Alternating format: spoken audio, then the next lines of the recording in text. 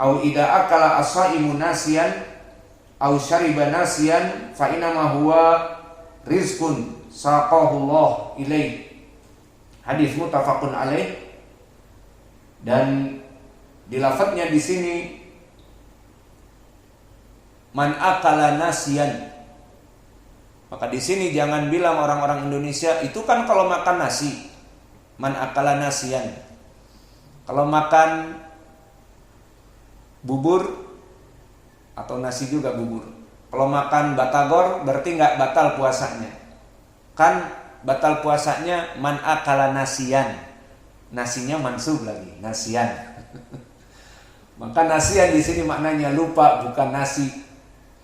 Man akala nasiyan wa huwa shaimun fala yaqdi. Kalau makan nasi boleh. Hadisnya mana ini? Man akala nasiyan. Disebutkan di hadis makan nasi. Maka boleh. Jawabnya nasiyan di sini bukan nasi, tetapi nasiyan bermakna lupa. Sekedar intermezzo biar tidak pada ngantuk. Maka di dalam hadis ini pun dijadikan pendalilan man akala nasiyan, jika makan dalam keadaan lupa maka tidak apa-apa. Maka mafhum al-mukhalafah, orang-orang yang di siang hari makan dengan sengaja batal. Dari dalil-dalil seperti ini dijadikan kias bahwa infus itu memberikan makanan. Maka ini dari pendalilan dua ucapan yang sebelumnya dari Imam Ahmad dan Mu'asirin.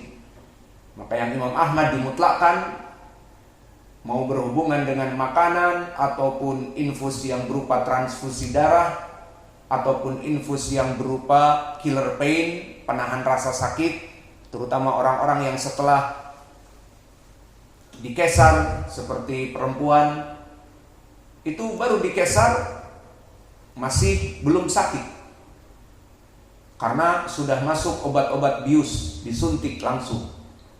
Dan operasi apa saja, karena dirobek perutnya, dirobek pahanya, dirobek apa saja.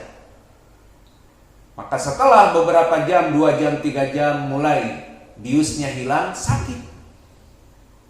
Lalu bagaimana? Dari transfusi dari transfusi air ini dimasukkan killer pain dari dat-dat yang berhubungan dengan penahan rasa sakit.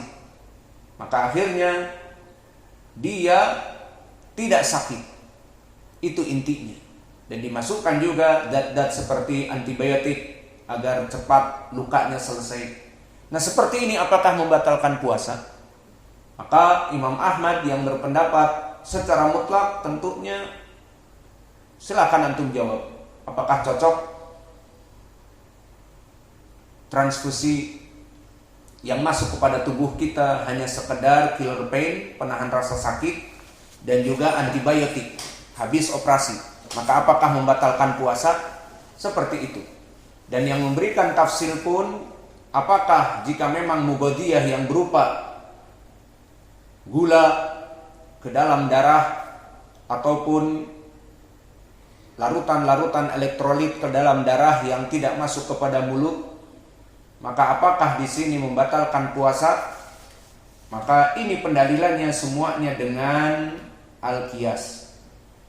Lalu pendapat yang ketiga seperti pendapatnya Ibnu Hazm dan diikuti oleh Imam Ibnu Taimiyah, dan ini zahir dari ucapan Asy-Syaikh kami Muqbil dan juga Asy-Syaikh Ibnul Utsaimin di dalam fatwa-fatwanya, maka mengatakan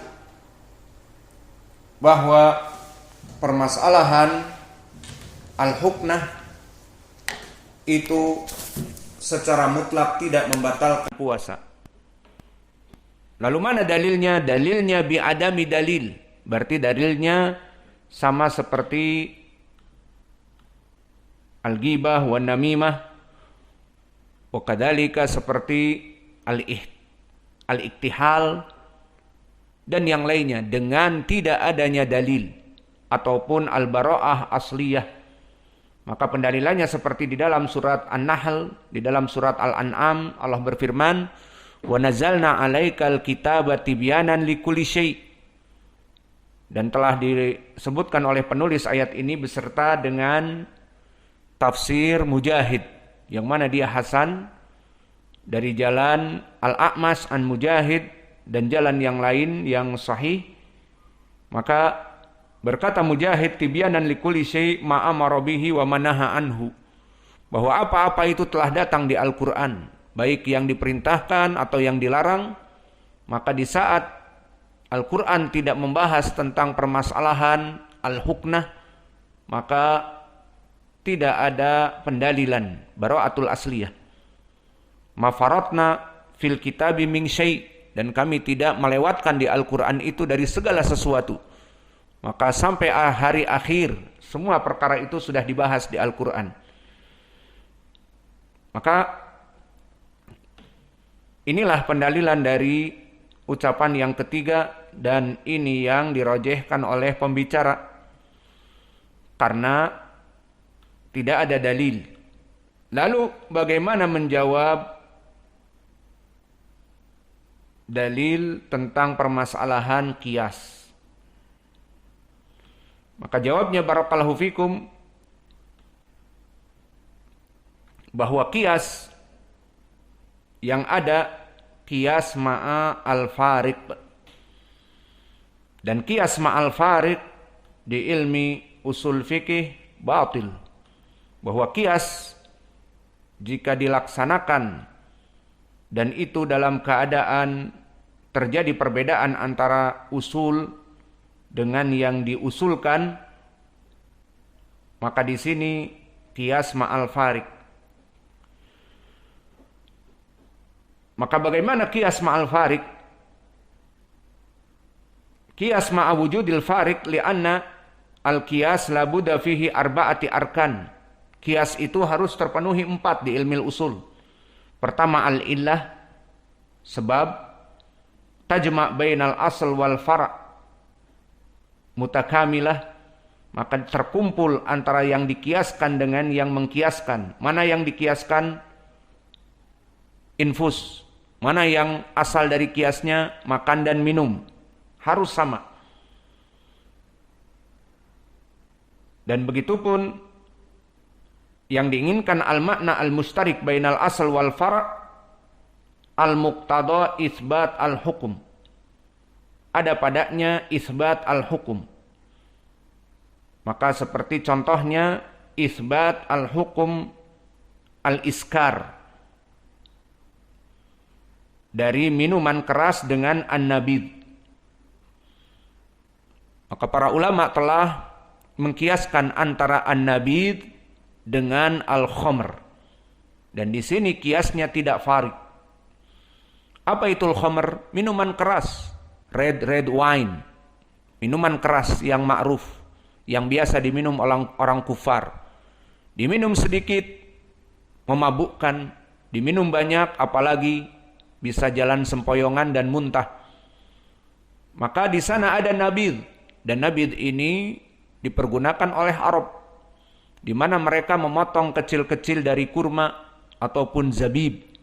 Zabib itu adalah grape, anggur yang sudah dikeringkan, dipotong-potong, kemudian dimasukkan kepada air dan dikocok, atau agak sedikit, kalau tadi dipotong-potong, di zaman now di blender, kemudian dibiarkan. Maka setelah 2 hari, atau tergantung dari cuaca, kalau di cuaca yang panas maka akan lebih. Maka kalau cuaca agak dingin akan lebih lagi waktunya. Maka di cuaca yang panas misalnya 3 hari sudah mulai bau, dan baunya bau whisky ataupun bau minuman keras. Dan jika diminum mulai membuat pusing. Apalagi sepekan, 10 hari sudah jelas. Maka di sini nabid diharamkan oleh para ulama dikarenakan ilahnya iskar, memabukkan. Dan ini masuk kepada hadis yang diriwayatkan oleh Ashabus Sunan, bahwa atau di Al-Bukhari, bahwa kullu ma syuriba qaliluhu yuskar fahukmuhu haram. Semua minuman yang diminum sedikit memabukkan, maka banyak pun hukumnya memabukkan, maka ini diharamkan. Dan nabidh bukan dari wine, bukan dari minuman yang khamr. Maka nabidh lain lagi. Dia hanya sekedar kurma dipotong-potong. Apalagi di zaman now di blender. Kemudian dibiarkan agar diminum nanti. Maka jika kelebihan hari seperti 4 hari, 5 hari, maka sudah mulai baunya berbeda seperti minuman keras. Dan jika diminum bisa mabuk, maka hukumnya haram. Ini contoh dari al-qiyas antara an-nabidh kepada khamr, maka kiasnya benar. Karena ilahnya apa? Iskar. Sama antara yang dikiaskan dengan yang mengkiaskan. Maka di sini apakah pendalilan yang mengkiaskan makanan dengan infus bisa dikiaskan? Inilah permasalahannya. Maka mereka yang mengkiaskan, apakah bisa kita terima dari pengkiasannya? Kita lihat bahwa antara asal dengan fara' muqtadi itsbatil hukum atau tidak. Maka kita ambil contoh orang-orang yang diopname. Kita ambil contoh misalnya orang-orang yang sedang diopname, maka dimasukkan kepadanya infus-infus. Bisa jadi orang yang baru masuk langsung diinfus. Dan itu sudah menjadi kebiasaan di rumah sakit. Jika masuk kepada UGD, diinfus. Terutama di Yaman. Pokoknya infus, nanti tinggal bayar di belakang. Maka dia sedang dalam keadaan berpuasa. Hanya kemudian dia ada sesuatu tiba-tiba pingsan. Maka dibawa ke UGD dan dia telah bangun tiba-tiba diinfus. Dan dia tidak dalam keadaan apa-apa misalnya. Maka di sini pendapat yang pertama dan kedua batal mutlakon karena ada infus jarum masuk ke tubuh, dan bagi yang ditafsir dilihat bahan apa yang masuk. Maka pendapat yang ketiga tidak membatalkan mutlakon.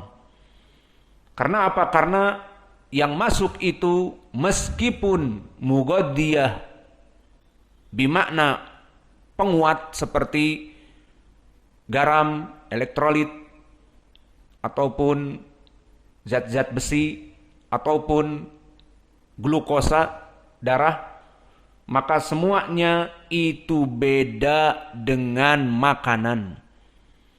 Maka antum lihat, qad najid anal aql wa syurb hada huwal asl. Dikiaskan makan dan minum ini asalnya.